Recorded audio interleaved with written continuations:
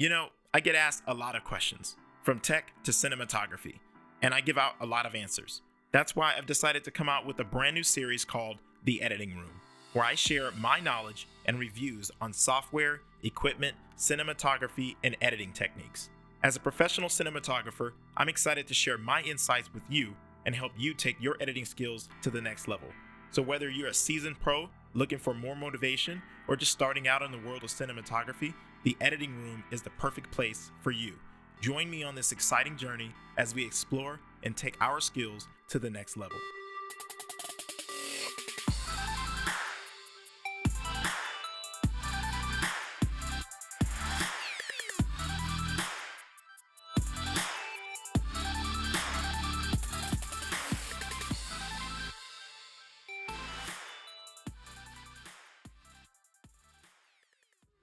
The Tascam DR-60D. Let's talk about it.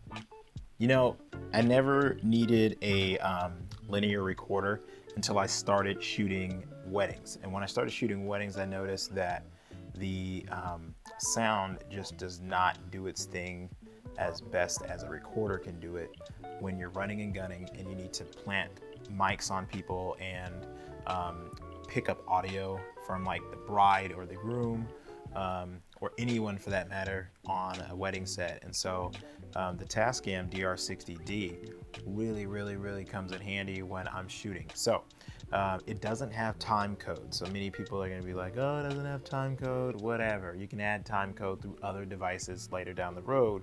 I'm not that concerned about it because I only act as a second shooter on set. So I really am just grabbing footage, grabbing the shot list that I need to grab and grabbing the audio that's required, and then I'm out. Upload, job done, whatever.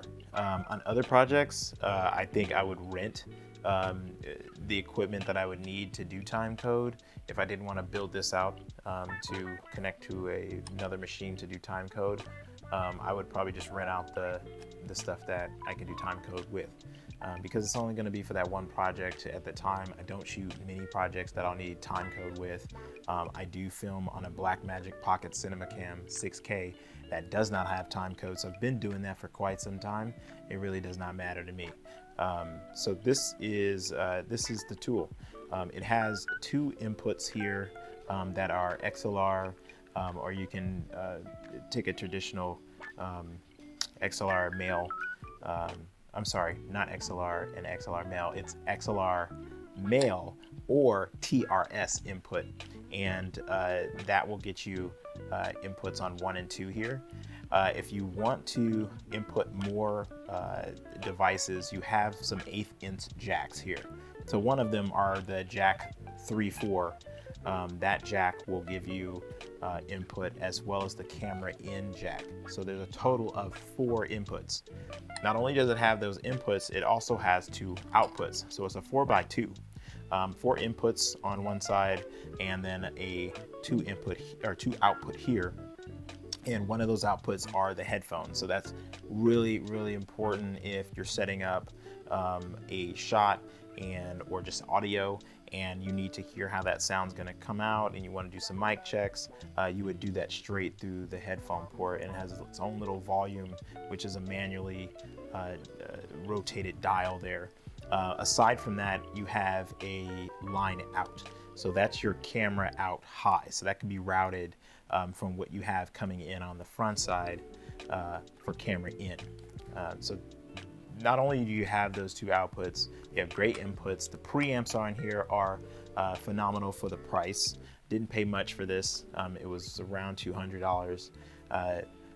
Cool thing I like about this is how sleek the micro SD card slots are. You will need an adapter to adapt up to the large SD card slot that it has, but the micro SD adapter gets it done. It also has a USB 2.0 connection here, and that's so that you can connect it to a computer. So if you wanted to use this as your external sound card and you are recording to a laptop device, that would work out for you. And it's very helpful to have that if you need to do any kind of dumps that way. It just is very versatile. I forgot to mention that it has a remote control. So if you have a remote control for this, you can actually put that right in the remote port.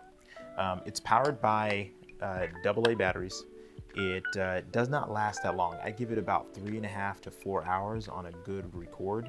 I have not had dead battery problems, so it'll say it's about to die, but I've gotten like an extra hour out of it. So I don't know. I don't know how it drains batteries, but it does quite a good job of not just kind of cutting off right when it says it's on low battery, which is super helpful. You can put rechargeable batteries in here. There is manuals online and inside the booklet that comes with the recorder, and you can get the rechargeable batteries for this, so you don't have to throw away your batteries every session or every wedding that you do. So cool machine. I love it. Comes in super handy. I'm pretty sure I'm going to be doing some more reviews with it, such as you know, the operational menu, which it has a great operational menu, and I didn't go really into the dials it has up front because I'm going to save that for a later video, and you'll get to see that video very soon.